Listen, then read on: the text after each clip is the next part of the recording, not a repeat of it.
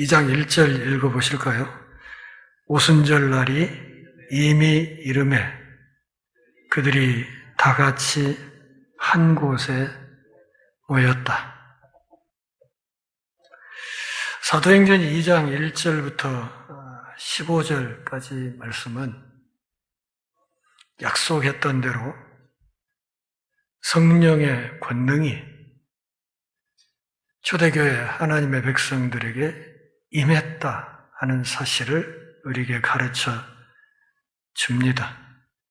아울러서 이 말씀은 오늘 우리에게 전해진 이 복음이 모든 사람을 위한 것이다 하는 사실을 분명하게 가르쳐 줍니다. 이 복음이 천하 만민을 위한 것이 아니라고 한다면 오순절 성령 강림 사건으로 인해서 제자들의 입에서 나온 그 복음이 각국에서 왔던 수많은 사람들에게 자기 나라 말로 들릴 필요가 없었을 것입니다.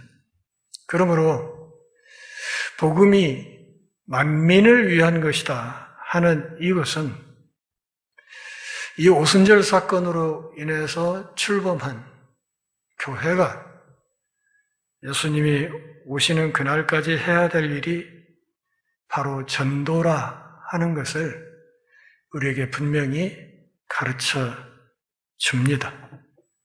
이 복음이 모든 장벽을 뛰어넘어서 만민에게 전파되어가는 과정을 사도행전이 그리고 있습니다. 전도한다는 것은 결국은 다른 것이 아니라 복음을 나눈다는 것입니다. 내가 은혜로 받았던 이 복음을 이것이 정말 중요한 선물이라는 확신이 있다면 이것을 이 복음을 아직 받지 못한 내 가족과 친지들과 직장 동료들과 선후배와 세상에서 만나는 모든 사람들에게 힘써서 나누어주는 그런 삶을 살아야 된다 하는 것을 말합니다. 이 일을 하기 위해서는 하나님의 백성들이 성령의 권능을 받아야 하고 아울러서 하나님의 사랑에 사로잡혀야 하고 그리고 이 복음 메시지의 본질을 명확하게 꿰뚫고 있어야 합니다. 그래야 하나님이 우리에게 선물로 주신 이 복음을 우리 주변에 아직 믿지 않는 사람들에게 그것을 나누어 줄 수 있습니다. 사람들의 심리라는 것이 참 묘해서 제가 주일날도 설교 중에 말씀을 드렸듯이 기독교 복음 그리고 이 복음 사역을 구출 사역으로 누군가를 건져내는 사역으로만 이해하고 그래서 이 복음을 통해서 우리가 이 땅을 떠나 언젠가 저 어딘가로 가야 된다고 하는 그리고 저 어딘가로 갈 것이라는 이상한 생각에 사로잡히게 되면 어느 한순간 스스로 안심하게 되죠. 나는 천당행 티켓을 확보했으니까 나는 천국 열차에 올라탔으니까 여러분 어떤 버스를 타고 어디를 가려고 할 때 저만큼 떨어져 있는 내가 타야 될 버스가 막 출발하려고 하는 모양새가 보이면 얼마나 마음이 쫓깁니까? 그리고 그 순간 우리 마음속에 아이고 저 기사님이 출발을 조금만 늦게 해줬으면 하는 그런 마음이 있지요. 그런데 그렇게 해서 막상 그 버스를 타고 난 뒤에는 버스 기사가 조금만 출발 시간보다 질척거려도 곧바로 이렇게 시간도 안 지키고 기사가 제멋대로 운전을 하는 거야. 이게 사람의 마음이라 이 말이죠. 대학교도 내가 어떤 학교 딱 들어가기 전에는 제발 거기 그 과 커트라인이 좀 낮았으면 이러지만 막상 합격 통지서를 받고 난 뒤에 그 다음부터는 제발 좀 높아라. 이게 사람의 기본 심리 아니냐 그런 말이죠.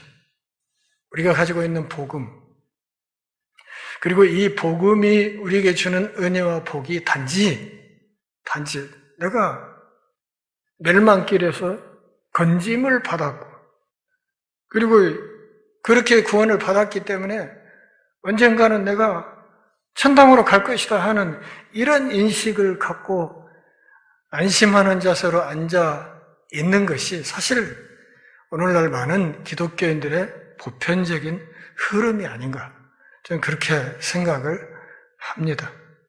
중요한 것은 우리 주변에 아직 복음을 모르고 또는 복음에 관한 소식을 들었더라도 악착같이 그 복음에 대적하고 그리고 그 복음을 반대하고 나서는 우리 사랑하는 가족과 친지와 직장 동료와 선후배들, 이런 사람들에 대한 불쌍히 여기는 마음, 아울러서 그들의 종말에 대한 다급한 마음, 그리고 우리가 받은 이 복음을 함께 나누어 주고자 하는 마음, 이것이 없다고 하면 오늘 우리는 사실 우리가 받은 구원이 사실 별 의미는 없다.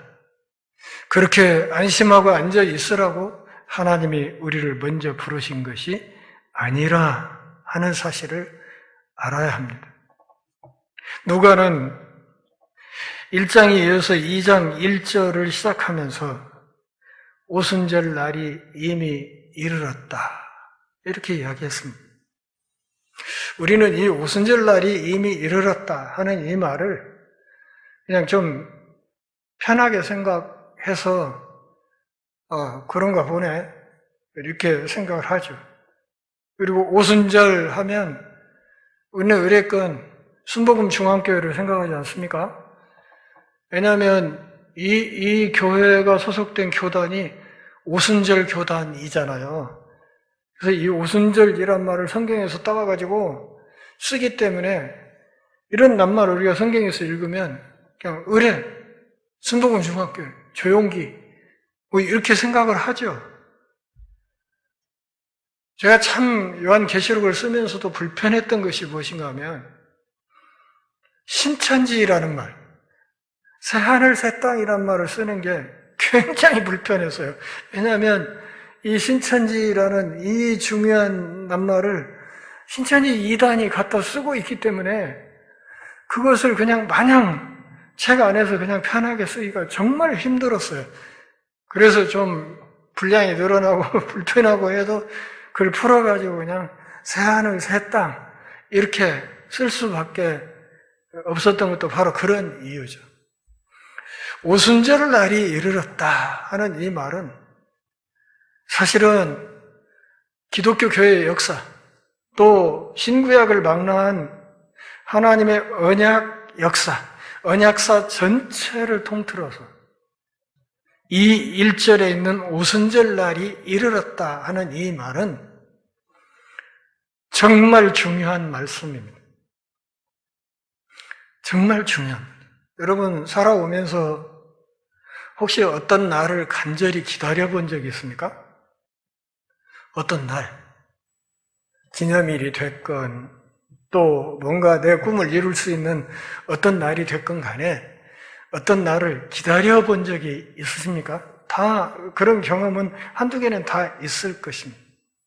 제발 그날만 오면 내가 어떻게 하겠다, 뭘 하고 싶다, 그날만 오면 정말 좋겠다 하는 어떤 날들이 있지 않습니까?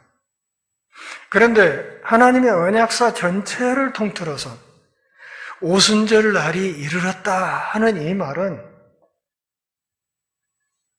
신구약을 막론하고 하나님의 언약 아래 하나님의 은혜 안에 들어와서 살고 있던 모든 하나님의 백성들이 간절하게 기다리던 날이었다 하는 것을 알아야 합니다. 그리고 이 날을 예수님이 승천 직전에 말씀을 하셨잖아요. 며칠이 못 되어서 너희가 성령으로 세례를 받을 것이라. 그러니 예루살렘 밖으로 나가지 말고 기다려라. 위로부터 오는 것들을 너희들이 덧입을 때까지 이 예루살렘을 떠나지 말고 있어라 하시고 승천하셨어요. 그러니까 지금은 부활하신 예수님의 모습을 제자들이 전혀 볼 수 없는 상태에서 지금 모여서 기도하고 성경을 묵상하고 하는 그 과정에서 1장에서 우리가 보았듯이 뭘 했어요? 가룟 유다의 자리를 채우는 사도를 보선하는 작업까지 다 끝냈어요. 그리고 계속해서 예수님이 약속하신 그 때를 기다리면서 함께 모여서 지금 간절히 기도하고 있는 그런 상황이었어요. 기도하면서 뭐 하고 있습니까? 그 날을 기다리는 거죠. 그 날. 어떤 날? 오순절날. 예수님이 유대인의 절기, 어떤 절기 때 돌아가셨습니까? 유월절 때 돌아가셨죠. 유월절 축제 때 돌아가셨어요. 그러니까 유대인의 여러 절기가 있는데 다른 절기 때 돌아가실 수도 있었지만 예수님이 돌아가신 시점은 거의 예수님의 의도를 따라서 유월절 축제 때 돌아가셨어요. 유월절이 어떤 절기예요? 애굽으로부터 이스라엘 민족이 해방되었던 날을 기념하는 절기예요. 그리고 이 유월절에는 모든 이스라엘 남자들이 예루살렘 성전에 모여서 성전 제사에 참여하고 거기서 성전 축제를 즐겼어요. 그런데 이 유월절이라는 말 자체가 한자로 넘을유, 넘을월 그러죠. 그래서 넘어간다. 넘어간 절기. 영어로는 pass over. 뛰어넘어갔다. 뛰어넘어간 어떤 일을 기념하는 절기라는 뜻이 유월절이란 말이에요. 그러면 무엇이 뛰어넘어갔습니까?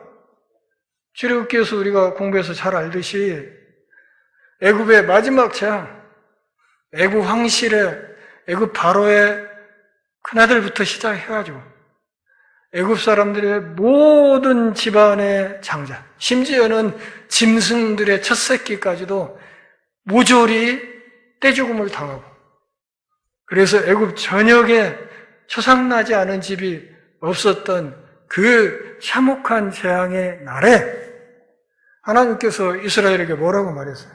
어린 양을 잡아서 방 안에서 그것을 구워서 먹고 그 어린 양의 피를 문설주와 인방에 발라라.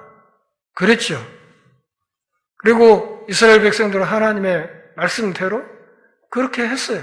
어린 양의 피를 문설주와 인방에 발랐어요.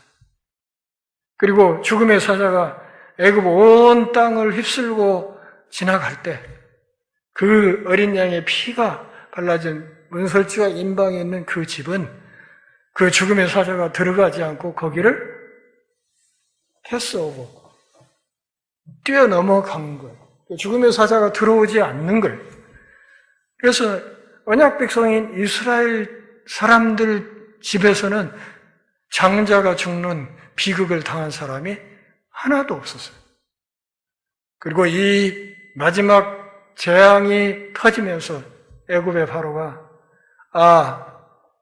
이 여호와의 이 백성들을 그대로 붙잡아 두어서는 더는 안 되겠다 하고 앞뒷발 다 들고 모세에게 너 백성 데리고 빨리 떠나가라고 하지 않았습니까?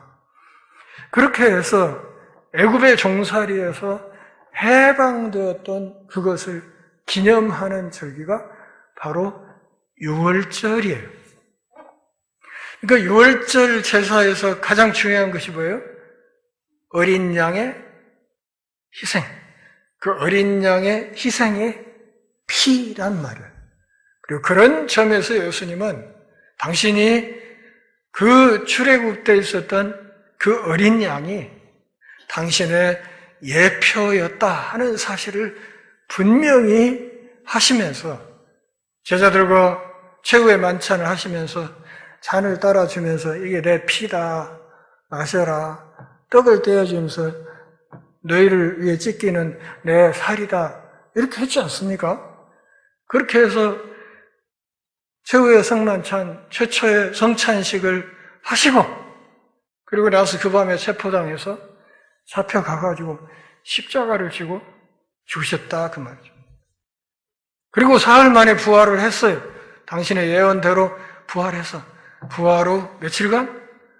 40일간 사도행전 1장 앞부분에 있는 것처럼 40일간 제자들과 함께 머무시면서 하나님 나라에 대해서 계속해서 가르쳤어요. 말이 제자들이지 사실 부활 후 예수님과 모여서 하나님 나라에 대한 깊은 가르침을 받았던 이 예수님의 제자들은 하나부터 열까지 다 배신자고 도망자였어요. 안 그렇습니까? 예수님 앞에 도저히 얼굴을 들 수 없는 사람들이었단 말이에요. 근데 이 사람들을 다시 모아놓고 하나님 나라에 대해서 계속해서 말씀을 하셨어요. 하나님 나라가 본질이 무엇이고 그 나라의 백성으로서 너희들이 어떻게 살아야 되고 이런 것들을 분명하게 가르쳐 주시고 이제 승천하신 뒤에 며칠 있다가 오순절 성령 강림이 있을 것이라고 말씀을 하신 뒤에 올라가셨다 그 말이죠. 올라가는 과정에서 오늘이 우리 이스라엘의 독립일입니까? 이렇게 얘기를 했을 때 예수님이 뭐라고? 그건 너희가 알 바 아니고 오직 성령이 너희에게 임하시면 너희가 권능을 받고 예루살렘과 온 유대와 사마리아와 땅끝까지 이르러서 내 증인이 될 것이다. 1장 8절에서 그렇게 말씀하셨지 않습니까?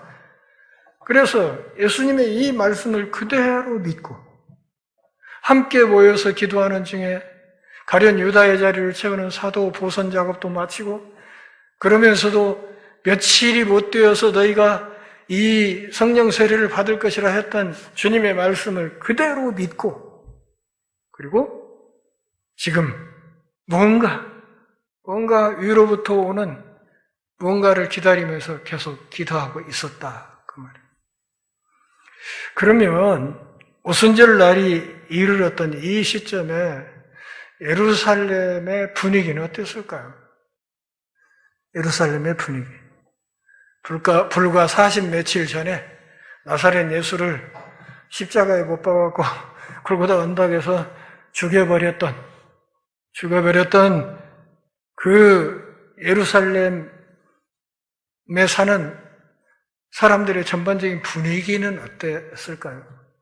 예수가 죽어버렸으니까. 나사렛 예수가 죽어버렸으니까. 그 제자들 중에 몇이 예수가 죽음에서 살아났다고 떠들고는 있지만 그것이 당시 예루살렘 바닥에 주요 뉴스는 될 수가 없었기에 전체적으로 예루살렘에 사는 주민들 또 거기 정치 권력자들 그리고 유대교의 최고 정치 지도자들 이 사람들이 갖고 있는 기본적인 정서는 어땠을 것 같습니까? 그러니까 예수님을 십자가에 못 박아 죽이던 때와 지금 오순절날이 이르렀을 때 이때의 예루살렘 전체의 분위기가 얼마나 차이가 있으며 또 얼마나 달라졌을 것 같습니까? 어때요? 많이 달라졌을 것 같습니까?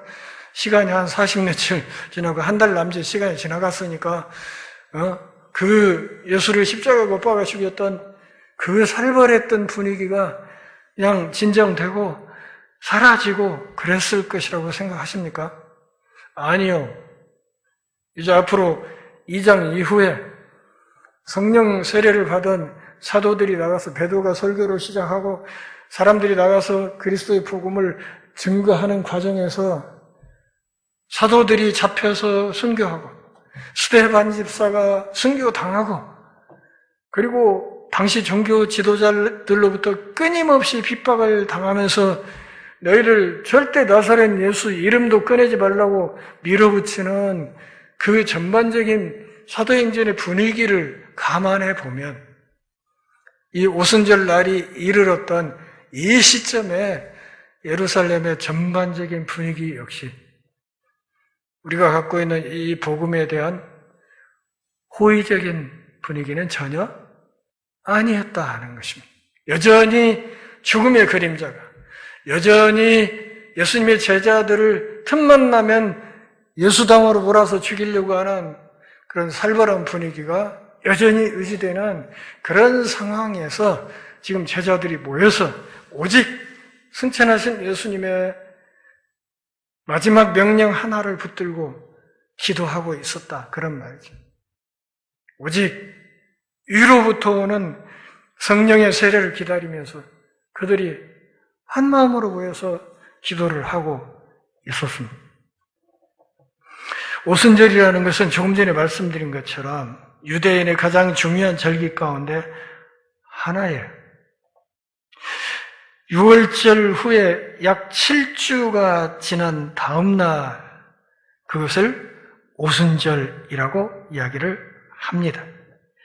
레위기 23장 15, 16절 한번 보실까요?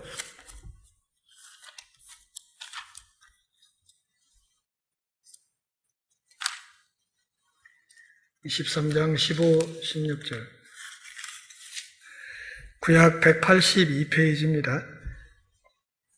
같이 읽죠? 안식일 이튿날 곧 너희가 요제로 곡식단을 가져온 날부터 세어서 7 안식일에 수효를 채우고 7 안식일 이튿날까지 합하여 50일을 계수하여 새 소제를 여호와께 드려라. 그러니까 이 곡식단을 요제라는 거 흔든다는 뜻이죠. 곡식단을 갖다가 이렇게 제단 앞에서 손으로 흔들어 갖고 하나님 앞에 드리는 그런 의식이죠.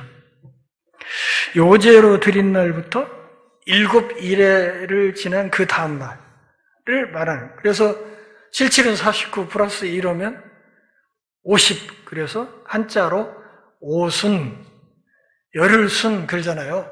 그래서 열흘이 5번 간 그런 절기라는 뜻으로 우리말에서는 이것을 오순절 이렇게 번역을 했어요. 유대인의 사회에서 이 오순절은 추수가 시작되는 시기예요.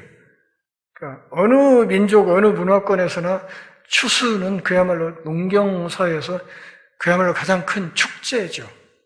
축제. 그래서 이 농경축제, 이때 하나님 앞에 그의 거둔 것의 첫 단을 하나님 앞에 갖다 드립니다. 이 첫 단을 갖다 드리는 이 의식이 사실은 그 앞에 40일, 50일 전에 있었던 6월절, 다시 말하면 애굽 땅에서 이스라엘 민족이 구원을 받았던 그 사실을 일깨우는 것입니다. 그러니까 오순절은 6월절이라는 절기를 바탕으로 이 절기의 의미를 이해해야 되는 거예요. 그 첫 단을 거두어서 하나님 앞에 갖다 바쳐요. 또 한 가지 50일을 말하고 있는 중요한 성경적인 근거는 출애굽한 뒤 50일 지나서 이스라엘 백성들이 시내산에 도착했고 그때 모세가 시내산에 올라가서 하나님으로부터 율법을 받습니다. 출애굽 후 며칠? 50일이 지나서. 그러니까 오순절의 첫 열매를 드리는 것은, 오순절의 첫 열매를 하나님 앞에 이렇게 드리는 것은 그 첫 열매가 이후에 수확을 해서 거두게 될 모든 열매를 상징하는 거예요. 그러니까 이게 단순히 한 단을 드리는 것이 아니고 이 첫 번째 거둔 이 한 단 속에는 앞으로 거둘 둘째, 세 번째, 네 번째, 제 N번째 모든 그 해의 소산물을 상징적으로 드러내는 것이 이 첫 단을 드리는 거랍니다. 그러니까 지금 사도행전 2장 1절을 우리가 읽으면서 깊이 생각해야 될 것은 오순절 성령 강림이 있음으로 인해서 그 첫 열매로 초대교회 첫 백성들이 복음을 받고 그 복음을 전하는 이 일을 시작하게 됐어요. 그러니까 여기 모여서 오순절 이 성령 강림 사건 때 있었던 하나님의 백성들이 구약의 오순절 개념으로 이야기를 하면 이게 첫 열매예요. 첫 단이에요. 첫 단. 그리고 이 첫 열매는 앞으로 이 사람들이 나가서 복음을 전함으로써 거두어지게 될, 예수님은 복음을 전하고 그렇게 해서 하나님의 백성들이 생기는 것을 추수로 말씀을 많이 하셨잖아요. 희어져 추수하게 되었다. 일꾼이 부족하니 주인에게 일꾼을 더 많이 보내달라고 기도해라. 이렇게 말씀을 하시지 않습니까? 이것도 신천지들이 따가가지고 교회에 몰래 잠입해서 정통교회 교인들을 뽑아내는 걸 추수꾼이라고 또 이야기를 하고 그러지 않습니까? 그래서 오순절 때 이 성령이 임함으로써 변화되고 그렇게 해서 이 복음을 담대하게 이 반역의 땅 예루살렘에 거기뿐만 아니라 거기를 넘어서 온 유대와 또 사마리아의 경계를 넘어서 땅끝까지 이 복음을 전하는 담력을 얻게 되는 위대한 복음의 용사들이 생겨나게 됐는데 이들이 옛날 구약시대 오순절 제사로 말하면 이 사람들이 첫 열매다, 첫 단이다 그런 말입니다. 하나님께 드려진 첫 열매다. 그리고 이 첫 열매는 이후에 거두게 될 모든 열매를 포괄하는, 모든 열매를 대표하고 모든 열매를 상징하는 그런 의미를 지니고 있다는 것이죠. 그러니까 이 첫 열매를 통해서 이후에 이 복음이 곳곳에 전파되면서 얼마나 많은 후속 열매들이 거두어지게 되는가를 사도행전이 계속해서 앞으로 설명을 할 것이다. 그런 말입니다. 여러분, 우리가 헌금도 10의 1조를 드리죠. 그렇죠? 구약시대에는 11조가 세 종류가 있었어요. 제사장을 위한 11조, 이웃을 위한 11조, 또 한 가지 하나님께 드리는 11조 해가지고 세 종류가 있었는데 이 11조를 전부 합쳐가지고 오늘날 환산을 해보면 대략 전체 범위가 10의 2에서 10의 3조 정도 돼요. 그러니까 구약시대 백성들은 그것을 하나님 앞에 드리면서 살았어요. 그 11조의 일부는 제사장들의 생활을 위해서, 일부는 구제를 위해서 이런 식으로 쓰이도록 이스라엘, 신정국가인 이스라엘이 유지되도록 하나님이 그렇게 하셨어요. 신약시대에는 하나님이 이 11조 제도는 폐지시켰다고 봐야 돼요. 이렇게 말하면 그거 폐지됐으니까 속 시원하게 됐네, 안 해도 좋겠네, 이게 아니죠. 제가 지난번에 예수와 율법 강의를 통해서 말씀드렸듯이 구약의 이 법이라는 것은 최저선을 그려놓은 거예요. 최저선. 구약의 실정법은 최저선을 그린 거예요. 최저선. 그러니까 이 최저선을 놓아둔 상태에서는 그 최저선만 넘으면 그냥 사람들이 교만해 줄 수 있다 이거죠. 나는 했으니까. 해야 될 건 나는 했으니까. 더는 그러고.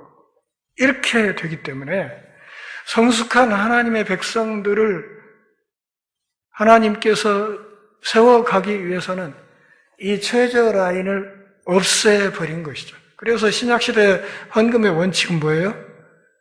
각자 마음에 정한 대로. 하나님의 은혜로 내가 얼마를 소득하든지 그것을 자기의 신앙과 고백을 따라서 각자 마음에 정해서 하게 되어 있는 거예요. 그래서 형편에 따라서 내가 정해서 하나님 앞에 하는 것인데, 신앙의 원리를 따지자고 한다면 적어도 구약시대 때 하나님께서 그렸던 그 최저 라인은 웃도는 선에서 각자 결정을 해야 된다 그 말이죠. 결정을 하고 하되 그것을 주님을 사랑하는 마음으로 최선을 다해서 드려야 되는 거예요. 액수의 많고 적음은 중요하잖아요. 절대 액수가 얼마나 많냐? 그거 중요한 게 아니에요. 왜? 예수님은 과부의 2렙돈을 뭐라고 했어요? 제일로 많이 했다 그렇게 말씀하시잖아요. 과부의 2렙돈 제일 많이 했다. 왜? 이 여자 그 2렙돈이 하루 생활비 전부인데 그걸 하나님 앞에 드렸다. 이 여자가 제일 많이 했다. 2렙돈이라는 게 오늘 우리 돈으로 환산하면 500원이나 1000원쯤 되는 그런 작은 액수예요. 근데도 예수님은 과부의 2렙돈을 그렇게 칭찬하시고 그 위대한 헌금의 기록이 우리가 읽는 이 성경 안에 남아있지 않습니까? 그러니까 절대 액수가 중요한 게 아니에요. 얼마를 소득을 하든지 내가 마음에 정해서 내가 이 정도는 내가 주님 앞에 드려야 돼. 그분이 내게 주신 은혜를 생각하면 내가 이런 정도는 드리는 게 좋겠다. 10의 2조든 3조든 심지어는 10의 9조를 하더라도 어떤 마음으로 10의 9조를 하고도 하나님 제가 더 해야 되는데 못했어요. 이런 자세를 해야 된단 말이에요. 이런 자세. 그리고 최대한 정성껏. 최대한. 옛날에 우리 선배 목사님들은 헌금에 대해서 가르칠 때 뭐라고 가르쳤는가 아세요? 여러분 토요일 날 되면 헌금할 돈 풀맥에서 전기 대리미로 데려라 그래갖고 내라 뭐 이렇게까지 얘기를 했어요. 근데 그 의미는 헌금을 얼마를 하든지 거기에 드리는 사람의 정성과 마음이 실려야 된다 그것을 말하는 거죠. 그걸 말하는 거예요. 그게 헌금이에요. 그래서 10의 9조를 하고도 그러니까 내가 소득한 것에 10분의 9를 드리고도 주님 제가 더 해야 되는데 더 많이 못했습니다. 그래서 얼마를 하나님 앞에 헌금을 했든 그 드리는 그 헌금은 어떤 의미가 있어요? 그것이 내가 생활비로 써야 될 나머지 헌금 전체를 상징하는 것이다. 구약의 제사 때 첩단처럼 드려지는 그 헌금은 내가 소득한 나머지 전체를 상징하고 대표하는 것이다 하는 것을 알아야 되고 그것이 내 생활비 전체를 상징하고 대표하는 것이라고 한다면 하나님께 헌금한 나머지 돈을 어떻게? 청지기 정신을 가지고 잘 관리해야 된다. 청지기라는 말은 주인이 따로 있다는 뜻이거든요.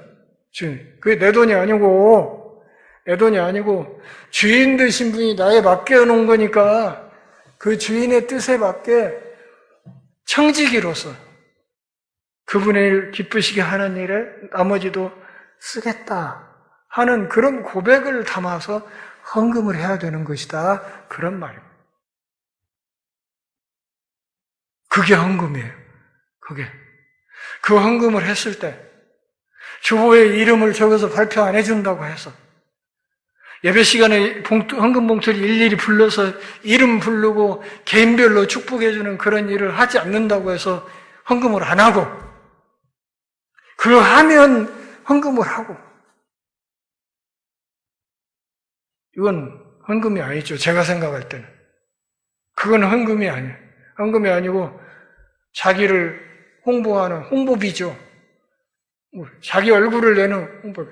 어떤 교회는 이 주보에 지난주 주일 헌금자 명단을 쫙 발표를 하는데 헌금 액수 순서대로 서열을 매겨서 주보에 발표하는 교회가 있어요. 여러분 설마 그런 교회가 있을까 싶지만 천만에요. 진짜 그런 교회 많습니다. 그리고 그런 교회에서는 확실히 사람들이 더 그냥 머리 들이매고 그냥 하는 그런 성향도 있기는 있는 것 같아요. 근데 저는 그건 헌금이 아니고 그건 개인의 홍보비다 이렇게 생각하기 때문에 그런 짓은 처음부터 하지 않았습니다. 처음에 사역을 시작했을 때 함께 하던 장로님이 저한테 몇 개월을 나한테 들들 볶았던 게 뭐냐면 저 뒤에 있는 헌금통 저걸 제가 이렇게 놓자고 이렇게 했더니 장로님이 글지 말고 예배 시간에 잠자리채 돌리자고 잠자리채 돌려서 헌금을 거두자고 그렇게 안 하면 교회 살림 못 한다고 그랬어요. 교회에서 담임 목사인 저에게 생활비 50만 원 주면 30만 원 다시 도로 헌금하는 그런 미자립 교회였으니까. 안 그러면 안 돌아가니까. 근데 그런 시절에 장로님이 잠자리채 돌립시다. 저는 안 된다 그랬어요. 그러지 말고 입구에 헌금함 놓고 그냥 봉헌만 합시다. 주보에 헌금자 명단도 발표하지 않습니다. 이래가지고 우리 교회 주보에 보시다시피 헌금자 명단이 없습니다. 그래서 1년 뒤에 장로님이 결산 끝났다고 하더니 함께 주일 예배 후에 점심 먹으면서 저한테 목사님 1년 결산 끝났는데 옛날에 잠자리채 돌릴 때보다 헌금이 훨씬 더 나왔어요. 그러더라고요. 제가 그랬거든. 1년만 내 말대로 하고 그러고도 정이나 교회가 꾸려가기가 힘들고 그러면 교회 문 닫읍시다. 제가 그렇게 얘기를 했었거든요. 그래서 장로님한테 그랬어요. 그러면 이제 교회 문 안 닫아도 되겠습니까? 그랬더니 그럼요. 그러고 말고요. 해갖고 사실은 오늘까지 왔습니다. 헌금은 누가 본다고 해서 하고 누가 알아주니까 하고 이게 아니라 우리가 헌금할 때 하는 그 마음을 우리 마음을 하나님께 드리는 거잖아요. 여러분 결혼식장에 가서 축의금 낼 때 그 축의금에 뭐가 담겨요? 거기에 그냥 단순히 돈이 담깁니까? 아니에요. 그 사람과 나와의 관계를 따져가지고 거기에 합당한 마음이 전달되는 거예요. 안 그렇습니까? 헌금도 마찬가지. 내가 헌금을 준비하고 그걸 드리려고 할 때 그 마음을 하나님이 받으시는 거예요. 나중에 아나니아와 삽비라 이야기에서도 다시 다루겠지만 여러분 하나님이 우리 헌금을 언제 받아요? 언제? 헌금을 챙길 때입니까? 아니면 헌금 봉투에다 이름을 쓸 때입니까? 아니면 주보에 명단이 나올 때입니까? 재정부에서 그것을 수납하는 그 순간입니까? 그래서 그것을 은행에 넣는 그때입니까? 언제예요? 하나님이 우리 헌금을 받는 게? 내가 얼마를 주님께 드려야겠다. 맘먹는 그 순간에 그 마음을 받으신 겁니다. 그래서 내가 하나님께 얼마 드려야겠다 하는 그 마음을 먹는 그 순간 그만큼은 이미 하나님께 된 거예요. 하나님 것이 된 거예요. 아나니아와 삽비라가 부부가 의논했어요. 딴 사람들 보니까 막 전 재산 팔아서 바치는 사람이 있고 굉장하거든요. 그래서 우리도 해야지. 그래서 합시다. 그럽시다. 했는데 딱 팔아가지고 막상 하려고 하니까 다 하고 나면 우리는 뭐 먹고 살아. 이렇게 된 거죠. 그래서 절반 딱 감추고 절반만 들고 와서 베드로에게 전 재산입니다. 그 거짓말로 부부가 한 날 죽습니다. 자세한 얘기는 그때 다시 하기로 하고 이것은 뭘 말하냐면 우리가 주님께 얼마를 드려야겠다 맘먹는 바로 그 순간 그 예물은 하나님이 이미 받으신 것이다. 그러니까 소유권이 이미 하나님께로 넘어간 거예요. 그래서 제가 이게 돈이라고 하고 헌금 이만큼을 하나님께 드리기로 마음 먹었어요. 이것을 누가 가져가요? 하나님이 가져가죠. 에? 그분께로 가져가신다고 가져가시는데 절반만 드리고 절반은 자기들이 손에 꽉 움켜쥐고 있으니까 이 나머지 절반 속에 아나니아하고 삽비라가 붙어 있는 거예요, 지금. 그러니까 하나님이 이것을 당신 거라고 딱 가져가니까 둘이 그냥 딸려 가버린 거예요. 이걸 구약에서 헤렘이라고 해요. 헤렘. 하나님이 당신의 소유로 가져가 버리는 거예요. 헤렘. 헤렘 정신에 의해서 아나니아와 삽비라가 죽어버린 것입니다. 너무 무섭고 살벌한 얘기 아니야? 그렇지만 사실은 우리가 하나님께 뭔가를 드리고 꼭 돈 문제가 아니에요. 내 재능을 드리든 뭘 드리든 간에 드리는 그것이, 그 행위가 내가 주님을 위해서 혹은 전주의 리문교회를 위해서 내가 이런 걸 좀 해야겠다 하고 맘먹는 그 순간 그것을, 그 마음을 하나님이 수납하신다는 것이고, 그렇게 하나님께 서원하고 약속한 것이면 그 서원을, 그 약속을 이행하는 것이 옳다. 그것이 신자의 바른 태도다. 그 말이에요. 그러니까 여러분들이 헌금을 하실 때 요즘 살기 정말 힘드시죠? 힘들어요. 제가 주일날 때 말씀드렸잖아요. 요즘 임금 상승률이 물가 상승률을 못 따라가요. 못 따라가고 사람들 생활이 굉장히 힘들어졌어요. 특히 자영업자들 주관하고 그런 상황이에요. 힘들어요. 그렇지만 우리가 그럼에도 불구하고 하나님이 내게 주신 은혜를 깊이 생각하고 그걸 헤아려 보고 그런 과정에서 하나님이 내게 주신 것들을 그때그때 정말 따로 하나님 앞에 구별해서 드리는 그런 신앙의 습성을 잘 형성하고 그것을 평생 동안 잘 유지시켜 간다면 그것을 지켜보는 여러분 자녀들도 그렇게 신실한 믿음의 사람으로 그렇게 대를 물려서 잘 세워져 갈 수 있을 것이다. 이렇게 생각을 합니다. 오순절 날이 이미 이르렀다. 구약시대 모든 언약의 초점이 누구에게? 예수님께 쏠려 있었어요.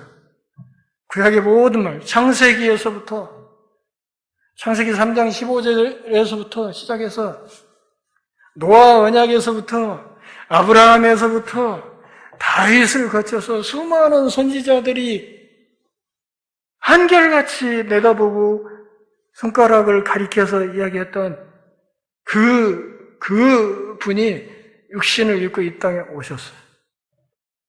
공생의 사역기간 하나님 나라를 가르치고 이 땅에 약한 자들을 돌보시고 품에 안으시고 죄로 죽어가는 수많은 사람들을 건지시고 그렇게 하시다가 결국은 십자가에 못 박혀 죽고 끝난 것이 아니라 부활해서 승천하셨어요. 그러니까 부활 승천하신 이 시점이 지났다고 한다면 이제 모든 화살표가 어디로 지금 쏠리고 있는 거예요? 바로 이 오순절 날에 쏠리고 있는 것이다. 그런 말.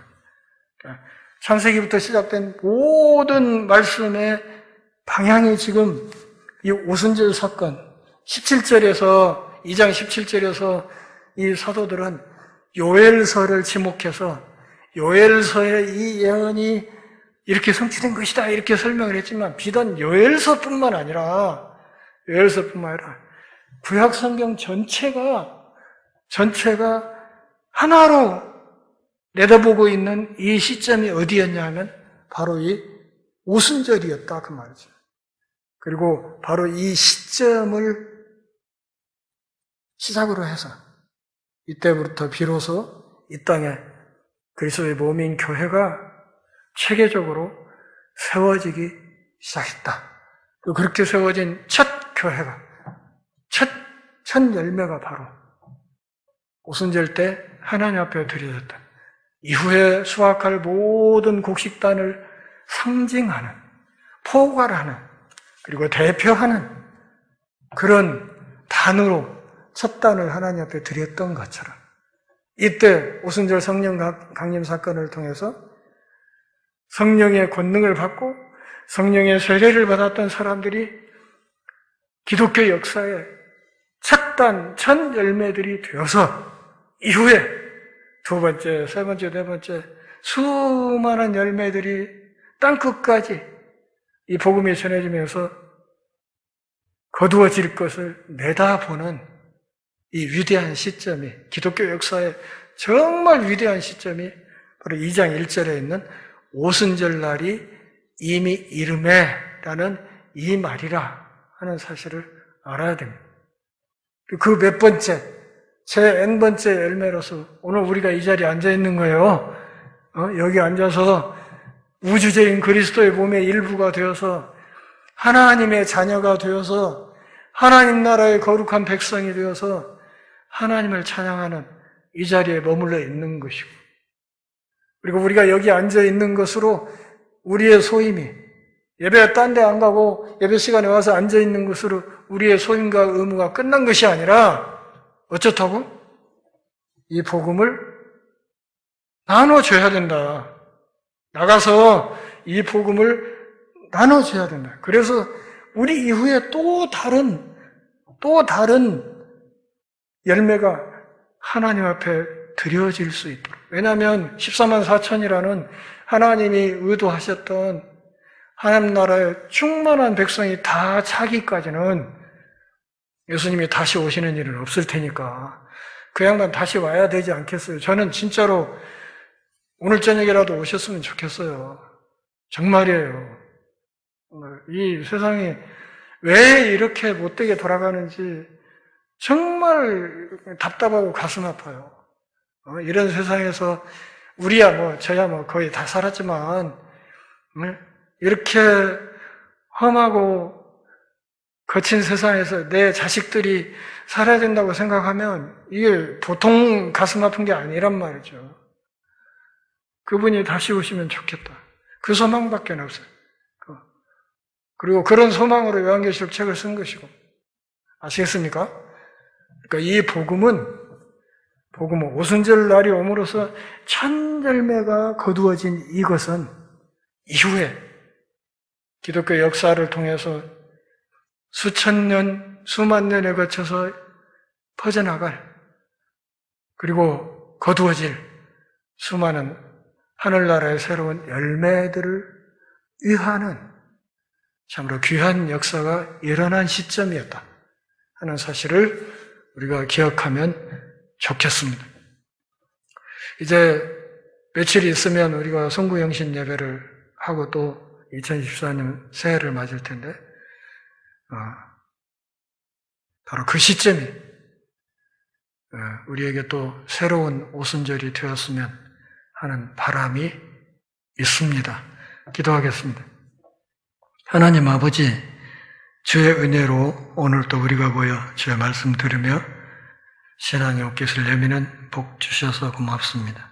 삶이 다하는 그날까지 우리를 부르신 하나님의 뜻을 이루는 삶을 살게 하시고, 주께서 우리에게 어떤 은혜를 주시든지 그 은혜에 감사하는 마음으로 최선을 다해서 가장 좋은 것들로 하나님께 드리는 삶을 살 수 있도록 하시고, 무엇보다 우리에게 주신 가장 귀한 선물인 이 복음을 우리 주변, 우리 사랑하는 가족과 친지와 직장 동료와 선후배들에게 힘껏 나누어주는 삶을 더 열심히 살게 하옵소서. 예수님의 이름으로 기도합니다. 아멘.